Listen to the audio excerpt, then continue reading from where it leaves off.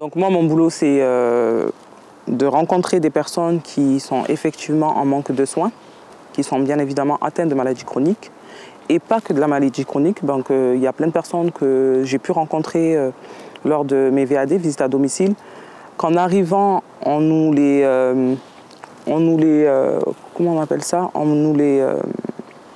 mettait en contact avec ces personnes en nous disant voilà, telle personne a ce type de maladie qui est chronique, donc on fait appel à vous pour essayer de rencontrer ces personnes, de voir ce qui se passe chez elles et lui faire un accompagnement global sur son parcours de soins. Donc c'est vrai que quand on arrive chez le domicile de la personne, on a un rapport des services, c'est-à-dire médical, soit des services sociaux qui nous expliquent. Quand j'arrive au domicile des personnes, je me rends compte qu'il n'y a pas que la maladie chronique. Il y a aussi l'état psychique de la personne qui en prend un coup au fil des années, c'est-à-dire qu'elle reste de nombreuses et longues années à ne pas se soigner, c'est-à-dire à se renfermer sur elle-même, à essayer de malgré tout se battre, mais pas du bon sens, parce qu'en refusant d'accéder aux soins, ou tout simplement, je ne dis pas ils refusent d'accéder aux soins, c'est tout simplement ils ne comprennent pas. Ils ne comprennent pas leur maladie. Donc pourquoi ils ne comprennent pas leur maladie? C'est que je pointe du doigt en premier lieu la communication qu'il y a entre les médecins et ces personnes-là. Donc c'est-à-dire, j'arrive chez le médecin, logique, le médecin, il sait que telle personne est atteinte de maladie chronique, elle est atteinte de diabète. Donc elle va mettre en premier lieu le diabète. Donc la personne, quand elle va arriver, écoutez madame Intel, donc voilà votre ordonnance habituelle de tous les 3 mois, voilà vos comprimés, voilà votre traitement, et puis voilà. La personne, elle, ne vient pas spécialement par rapport à sa maladie, elle vient pour d'autres symptômes. C'est-à-dire elle peut se plaindre du ventre, des reins, je veux dire du dos. On a souvent la même réponse qui revient de ces patients-là, c'est que le médecin ne juge pas lieu de faire plus d'examens plus approfondis. Donc le médecin, oui écoute, je vais te mettre du Doliprane, ça va passer. Donc forcément la personne elle se dit, ben, j'ai rien de grave vu que le médecin n'a pas jugé que je dois faire des examens plus approfondis. Donc je rentre à la maison avec mon traitement habituel et bien sûr avec du paracétamol. Donc moi quand j'arrive chez les personnes, on voit qu'on reprend le travail du médecin. On reprend le travail du médecin, c'est-à-dire qu'on ne donne pas de traitement à la personne ou on essaye de changer le traitement à la personne. Non. Loin de là, c'est qu'on reprend avec la personne, c'est-à-dire ses symptômes. On la met en contact avec des spécialistes. En premier lieu, d'abord, on a un médecin dans l'équipe. Donc on fait une rencontre avec le médecin de l'équipe qui vient à son domicile, qui ausculte la personne pour essayer de comprendre à quelle fréquence ces douleurs sont ressenties, d'où elles ont commencé, ça fait combien de temps que ça dure, et puis point de point. Donc une fois que le médecin a rencontré cette personne et vu avec la personne comment se passait au niveau de ses soins et surtout le contact avec son médecin, est-ce qu'il a rencontré le médecin? La personne nous répond que oui, j'ai rencontré mon médecin traitant. Le médecin traitant, qu'est-ce qu'il a fait? Ben écoutez, il ne m'a rien dit. Donc forcément, on va une fois chez le médecin, je juge par moi-même, je vais une fois chez le médecin, je vais 2 fois chez le médecin, j'aborde toujours le même point, mes douleurs elles sont toujours aussi intenses, mais le médecin n'a pas cherché à faire plus, donc forcément je me renferme sur moi-même. Je finis par me dire, et ce qui arrive souvent chez les personnes, c'est peut-être psychologique ce que je ressens. Or que non, pas forcément. Pas forcément. Donc du coup, ben, quand on arrive chez ces personnes-là, qu'on leur dit, ben, écoutez, vous vous plaignez de ça, écoutez, on va vous faire rencontrer on va vous prendre rendez-vous avec un spécialiste, et puis le médecin de l'équipe va vous faire une ordonnance pour faire une échographie, ou un scanner, ou une IRM, pour essayer de voir ce qui se passe réellement dans votre corps. La personne est d'accord, et même des fois étonnée, est étonné qu'on lui propose de faire un scanner ou une IRM ou un autre examen plus approfondi que le médecin n'ait pas apporté de plus à cette personne. Elle est étonnée de voir cette attention qu'on apporte. C'est-à-dire qu'on apporte en essayant de comprendre les choses, de voir sur le point de vue de son domicile qu'est-ce qui se passait, c'est-à-dire les liens familiaux. Ça peut être des fois, la personne elle peut avoir un mal-être, mais qui viennent forcément de ces problèmes familiales qui ont pris le dessus, qui ont pris un gros impact. Elle ne trouve personne qui l'aide et qui fait d'accompagnement dans le social, pas que sur le plan médical, mais aussi dans le social, pour essayer de voir avec cette personne dans quelle situation elle se retrouve actuelle qui fait qu'elle néglige sa santé et qu'elle privilégie l'administratif. Pourquoi? Donc après, en comprenant ça, on arrive plus ou moins à faire un accompagnement global avec cette personne-là. Donc là, je vois que ça se passe plutôt bien avec les personnes qu'on a suivies. Ça se passe franchement très très bien même. La personne arrive plus à comprendre sa maladie déjà dans un premier temps et à accepter la maladie. C'est ça le facteur majeur. Parce que quand on essaye de faire entrer une personne en soins et qu'elle n'accepte pas forcément la maladie qu'elle a, c'est beaucoup plus difficile de lui faire accéder au traitement, au rendez-vous qu'elle peut avoir plus souvent chez des spécialistes, beaucoup plus souvent des analyses sanguines qu'elle n'avait pas forcément habitude de faire, c'est-à-dire de rester pendant des 6 mois, voire 8 mois en n'ayant fait aucun bilan sanguin. C'est quand même long et quand même délicat comme situation. Après, on crée un lien aussi, il faut dire. On crée un lien avec ces personnes-là, c'est-à-dire au niveau de leur famille. Nous, il est arrivé des personnes où on allait pour aller Madame Untel. Madame Dupont, on va chez elle pour Madame Dupont. C'est les services qui nous ont envoyés vers Madame Dupont qui jugeait que Madame Dupont avait un état de santé qui nécessitait peut-être un accompagnement plus poussé vers les soins. Et on arrive chez Madame Dupont. Madame Dupont, au final, elle est bien calée au niveau de sa maladie. Elle a compris sa maladie, donc elle accepte sa maladie. Mais à côté de tout ça, le mari a quelque chose. Donc le mari, il dénigre entre parenthèses sa maladie, puisqu'il apporte toute l'attention sur la maladie de sa femme. Après moi, c'est vrai que au niveau de la Castellane, ce que j'ai à dire, c'est que oui, on est pointé du doigt tous les jours, bien évidemment. Quand on attend Quartier Nord, on attend la cité de la Castellane en premier. Donc moi, je tiens à dire, c'est que la Castellane, oui, on a une grande cité, oui, c'est vrai. Oui, il se passe des choses sur notre cité, mais arrivé à un moment donné, il faudrait s'y rendre dans la cité pour essayer de comprendre ce qui se passe dans la cité. Pas s'arrêter sur des propos apportés. Parce qu'il faut dire clairement, c'est des propos qui sont apportés, c'est-à-dire ça passe aux infos, mais c'est apporté. Toi, la personne qui ne s'est pas déplacée pour essayer de comprendre ce qui se passe réellement dans cette cité, qu'il n'y a pas que du mal dans cette cité, qu'il y a un lien solidaire qui règne dans cette cité. Donc on a beau dire la Castellane, la Castellane, la Castellane, s'il y a bien une chose où je ne serais pas d'accord, c'est qu'on dise que voilà, chacun vit comme il a envie, personne ne se préoccupe de personne, tout le monde fait comme il a envie et puis voilà, on s'en fout du reste. Non, c'est complètement faux. Parce que moi je vois tout simplement des personnes, bon ça fait 28 ans que je vis sur la Castellane et donc je connais bien ma cité. Donc en 28 ans, j'ai toujours vu de la solidarité dans ma cité. C'est-à-dire qu'aujourd'hui je peux rencontrer un problème, ou mon père, ou ma mère, ou mes frères, ou mes sœurs. Je vais voir chez le voisin, écoute j'ai ça comme problème. Le voisin il m'ouvre la porte.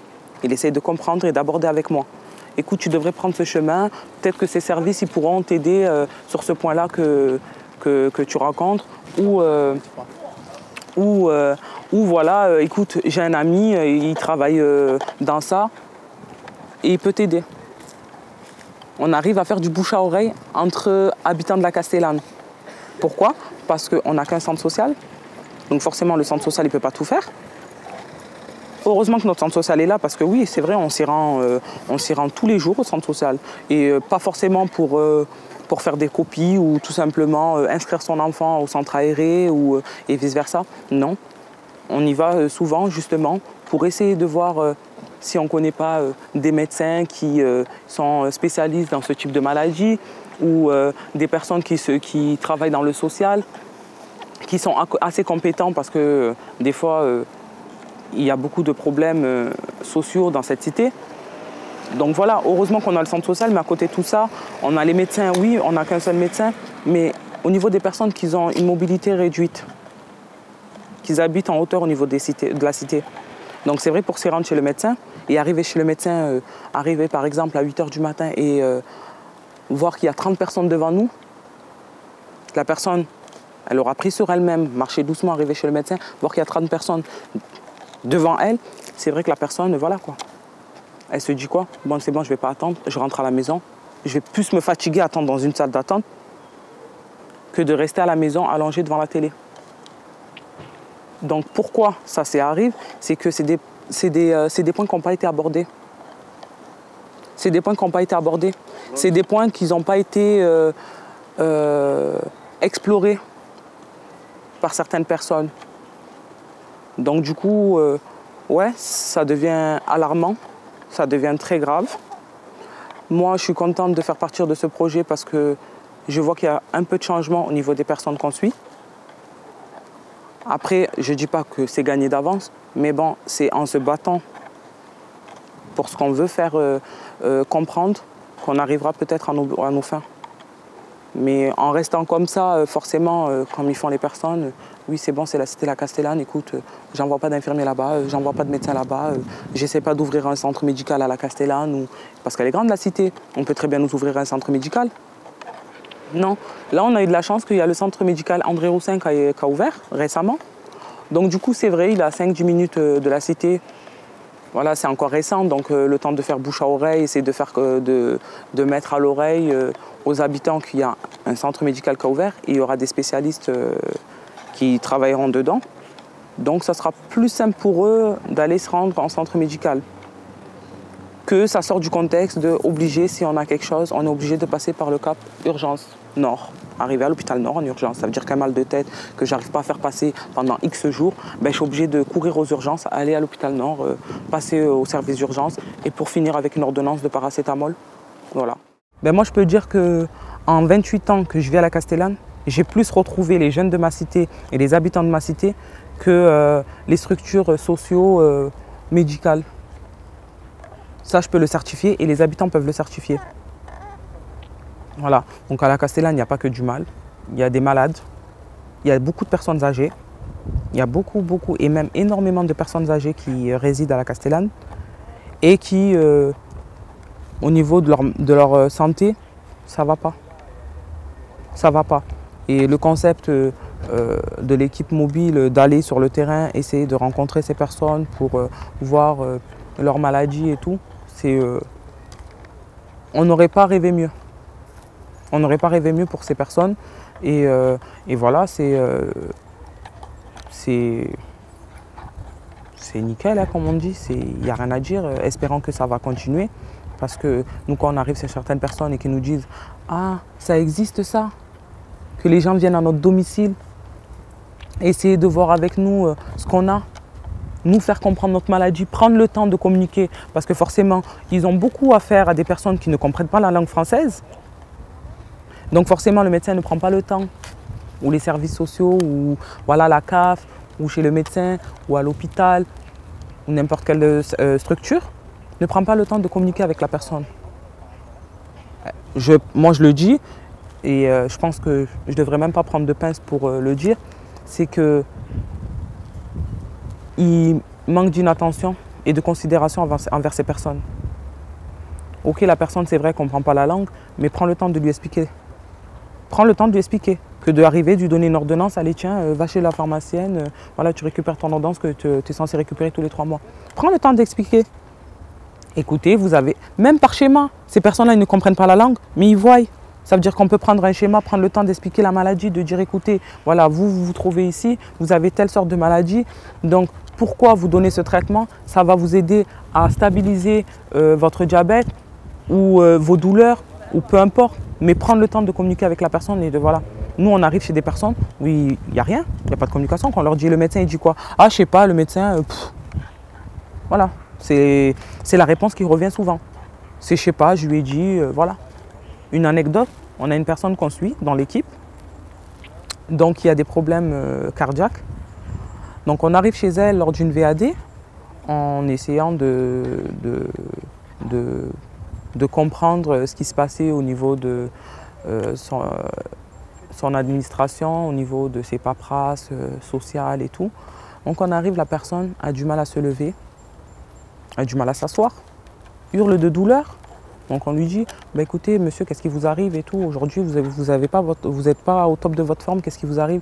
Donc la personne nous répond que, vous savez, ça fait plusieurs mois que je me plains des reins. Ah bon? Oui, ça fait plusieurs mois et là ça me fait hyper mal, j'ai du mal, je pleure de douleur, j'ai pas dormi cette nuit. Mais vous avez dit à votre médecin que vous avez ces douleurs-là et tout? Vous savez ce qu'il nous répond? Oui, je l'ai dit. Le médecin, il le sait. Mais à chaque fois, j'y vais, il me regarde que le cœur et il me dit, c'est bon. On n'a pas besoin des fois de dire certains mots pour que la personne elle sente qu'elle est rejetée. Ou c'est au niveau de l'attitude, quand on arrive chez le médecin, l'attention qu'il nous apporte, l'écoute qu'il nous apporte. Je vois que le médecin ne m'apporte rien du tout, j'arrive, il n'est pas souriant. J'essaye de comprendre, de discuter avec le médecin. Ben, le médecin, il me coupe limite sur mon élan. Donc forcément, moi je me braque. J'ai qu'une seule envie, c'est que la visite se termine. Et que je rentre chez moi et que je vais chercher un autre médecin. Et ça, il y a des points qui sont souvent revenus sur ça. Il y a des situations où c'est souvent arrivé.